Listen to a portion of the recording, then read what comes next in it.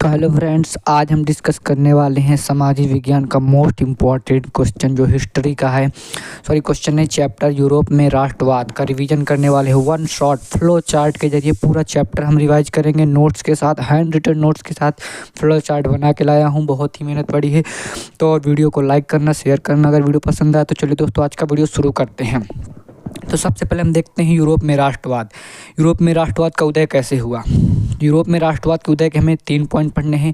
Frederick सारियो लोकतांत्रिक से बनी दुनिया का उनका सपना और एक सामाजिक गणराज्य। जो फ्रेडरिक सारियो उन्होंने जो मूर्ति बनाई थी, एक फ्रांस के चित्रकार थे ये। फ्रेडरिक सारियो लोकतांत्रिक से बनी दुनिया का उनका सपना और सामाजिक गणराज्य, यहाँ से हुआ यूरोप में राष्ट्रवाद को। तो आप इस पॉइंट को ऐसे आप फ्लो चार्ट बना सकते हैं अगर आपको तैयार नहीं है पूरी तरह से लॉन्ग आंसर। इसमें आपको आधे मार्क्स 100% मिलेंगे। अगला पॉइंट है हमारा एक शक्ति के रूप में राष्ट्रवाद। जो यूरोप में राष्ट्रवाद एक शक्ति के रूप में उभरा, कहाँ? फ्रांस की क्रांति से उभरा एक शक्ति के रूप में। दूसरा है हमारा राष्ट्र राज्य की अवधारणा का विकास भी हुआ। ये दोनों पॉइंट्स मिलते जुलते आप ऐसे ही दर्शा सकते हैं। अब देखते हैं हम फ्रांसीसी क्रांति।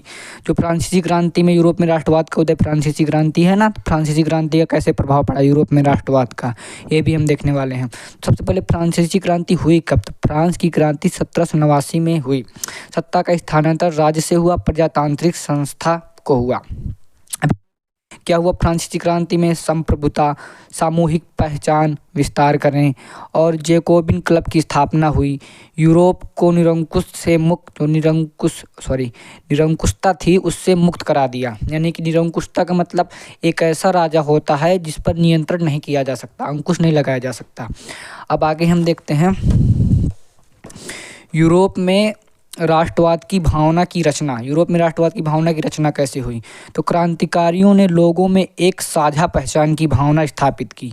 साझा मतलब आपस में मेल जोल की भावना स्थापित करने के लिए कई कदम उठाए। उनमें से निम्न हैं, जैसे हम देख सकते हैं भार और मापन की एक मानक पद्धति अपनाई फ्रांस की राष्ट्रवाद। ये बहुत ही इंपॉर्टेंट क्वेश्चन है, ये पूछा ही जाता है कहीं ना कहीं 7 सेट में आपके आने वाले। इसको तो आप रट लीजिएगा और एक से बुक से भी देख लीजिएगा। अगर आपको ना मिले तो मैंने लास्ट वीडियो दिया है, उसमें इसका लॉन्ग आंसर पूरी तरह से विस्तार से भी लिखा है, लेकिन यहाँ पे शॉर्ट टाइप में है। तो भार और मापन की एक मानक पद्धति अपनाई गई। राष्ट्रगीत को राष्ट्रगीत को ऊपर दिया गया, बढ़ावा दिया गया। फ्रेंच भाषा को बढ़ावा दिया गया।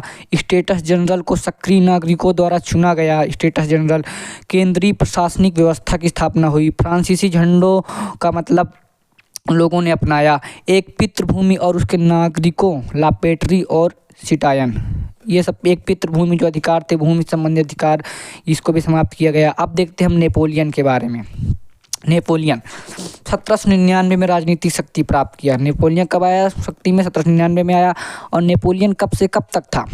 1804 से 1815 तक। अब देखते हैं हम नेपोलियन संहिता या सिविल कोड, जिसे हम नेपोलियन संहिता सिविल कोड भी कहते हैं। नेपोलियन संहिता ये लॉन्ग में नहीं पूछा जाता, ये आपको लघु उत्तरीय में पूछा जाएगा 4 मार्क्स में, तो इसको भी देख लेते हैं। इसके पॉइंट वाइज पॉइंट तैयार करिए, आपको रट्टा नहीं मारना है। सेम पॉइंट आप तैयार करेंगे तो आपको पूरी तरह से तैयार हो जाएगा। देखते हैं हम नेपोलियन सिविल कोड। जन्म के आधार पर विशेष अधिकार समाप्त कर दिए गए। जो जन्म के आधार पर विशेष अधिकार थे नेपोलियन ने समाप्त कर दिए। नागरिकों को समान हैसियत प्रदान की गई। सभी नागरिकों को समान हैसियत। यातायात और संचार के साधनों का विकास हुआ। संपत्ति के अधिकार को पुष्टा किया गया। संपत्ति के अधिकार को रखने को जो था उसको पुष्टा किया गया। एक समान कानून और मानक पद्धति अपनाई गई। दस्ता और जागीर की खत्म किया गया। दास्ता जो गुलामी थी उसको ख़त्म कर दिया गया। सामंती व्यवस्था को ख़त्म कर दिया गया। अब आगे देखते हैं हम। आगे हमें यूरोप में राष्ट्रवाद का निर्माण कैसे हुआ।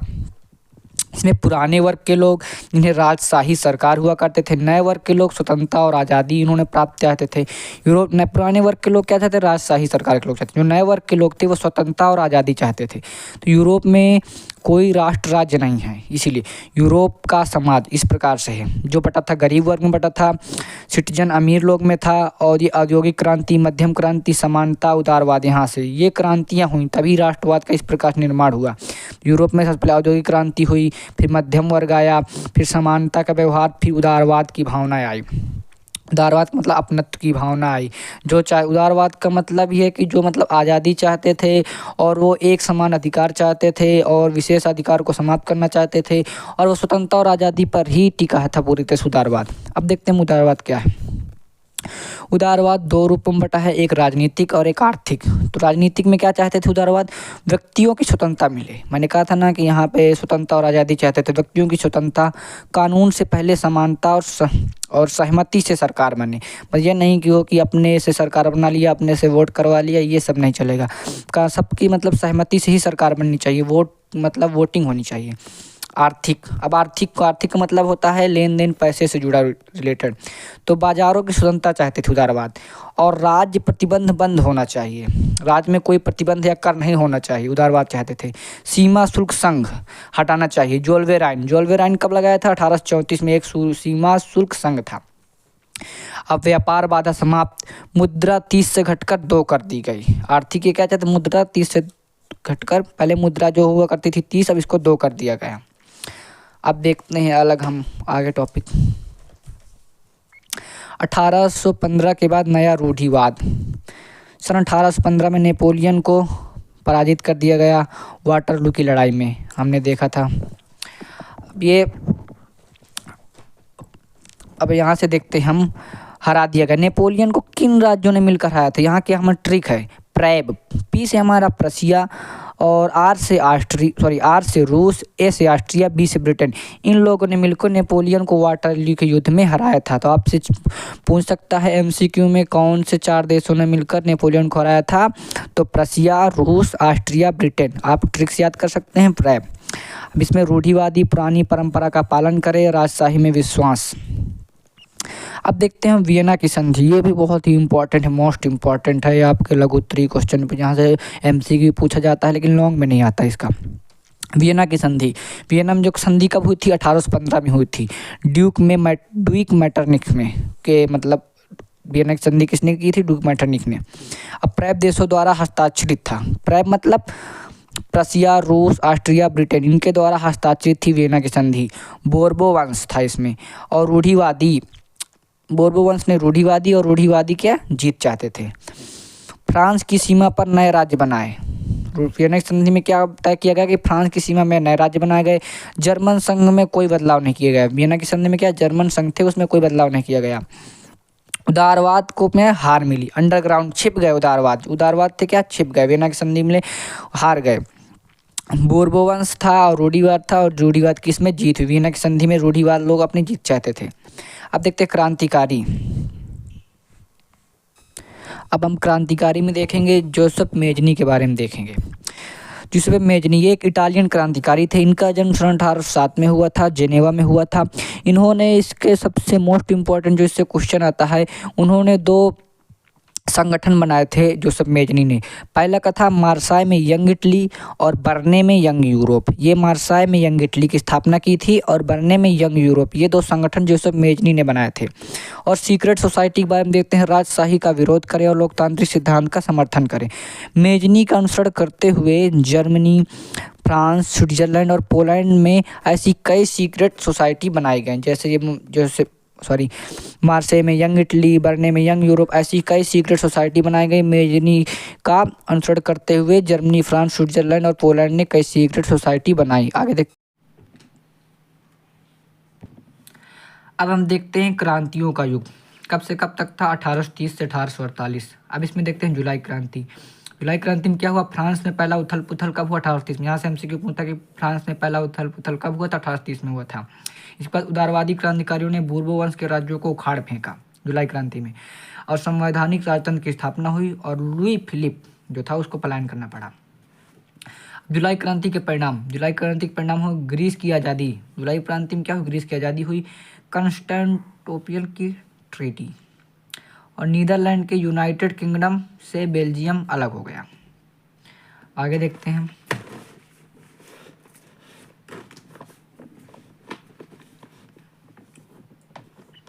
भूखमरी, कठिनाई और लोगों का विरोध। सन 1848 को साल ऐसा ही एक सॉरी दोस्तों, प्रॉब्लम हो गई थी। अब देखते हैं हम, राष्ट्रवाद की भावना का विकास सिर्फ युद्ध और केवल विस्तार से नहीं हुआ है, जबकि राष्ट्रवाद की मतलब विकास में भाषा का बहुत बड़ा योगदान था, कविताएं का योगदान था, लोक कथाएं का योगदान था, संस्कृति का योगदान था, आंदोलन का योगदान था।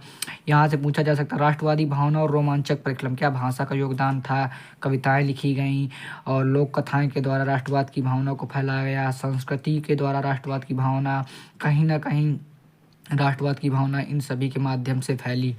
अब देखते हैं भूखमरी, कठिनाई और लोगों का विरोध। ये भूखमरी, कठिनाई और आंदोलन कब से कब तक चला? 1830 से 1848 तक। 1848 का साल एक ही बुरा साल था, जो भोजन की कमी और बढ़ती बेरोजगारी के कारण पेरिस के लोग सड़क पर उतर गए। विद्रोह इतना जबरदस्त था कि लुई फिलिप को वहां से पलायन करना पड़ा, जो हमने जुलाई क्रांति में देखा था। एक नेशनल असेंबली में प्रजातंत्र की घोषणा कर दी गई। 21 से ऊपर की उम्र के सभी वयस्क पुरुषों को मताधिकार दे दिया गया। लोगों को काम से अधिकार की घोषणा की गई। रोजगार मुहैया कराने के लिए राष्ट्रीय कार्यशाला बनाई गई। अब हम देखते हैं जर्मनी का एकीकरण। तो जर्मनी क्या था हमारा? प्रशिया, ऑस्ट्रिया, ये दो भागों में बटा था। जर्मनी 39 राज्यों का परिसंघ था। ऑटोमान बिस्मार्क जर्मनी के एकीकरण में बहुत पूर्ण भूमिका निभाते हैं। बहुत ही महत्वपूर्ण भूमिका किसने? ऑटोमान बिस्मार्क निभाई थी। 3 युद्ध हुए जर्मनी के एकीकरण में, डेनमार्क, ऑस्ट्रिया और फ्रांस के खिलाफ। प्रशिया के राजा विलियम प्रथम को जर्मनी का बादशाह घोषित कर दिया गया। फाइनली जब मतलब जर्मनी का एकीकरण, जर्मनी जीत गया, एकीकरण की प्रक्रिया समाप्त हुई, तो प्रशिया के राजा विलियम प्रथम को जर्मनी का बादशाह घोषित कर दिया गया। अब हम देखते हैं इटली का एकीकरण। 19वीं सदी में 7 प्रांतों में बटा था इटली। कितने? 7 राज्यों में बटा था। दक्षिणी भाग के स्पेन के बोरबोन राजाओं के नियंत्रण में, मध्य भाग के पोप के शासन में। ज्यूसेप गैरीबाल्डी इसमें योगदान दिया। उनमें से एक सार्डिनिया पिडमोंट पर किसी इटालियन राज परिवार का शासन था और इमैनुअल द्वितीय यहाँ के राजा थे। उत्तरी भाग ऑस्ट्रिया और हैब्सबर्ग साम्राज्य के नियंत्रण में था। जो इटली का उत्तरी भाग था ऑस्ट्रिया के हैब्सबर्ग साम्राज्य के नियंत्रण में था। मुख्य क्रांतिकारी कौन थे? काबूर थे, 1859 में थे। 1861 में विक्टर इमैनुअल द्वितीय को एक समग्र इटली का राजा घोषित कर दिया गया। चलिए दोस्तों, अब आज का हमारा फाइनल टॉपिक है भारत में राष्ट्रवाद में प्रथम विश्व थोड़ा सा पढ़ लेते हैं। वैसे वीडियो तो यूरोप में राष्ट्रवाद समाप्त हो चुका है। तो मिलते हैं अब नेक्स्ट वीडियो में। अब नेक्स्ट वीडियो में हम भारत का राष्ट्रवाद 1 शॉट पूरा रिवीजन लेके आएंगे।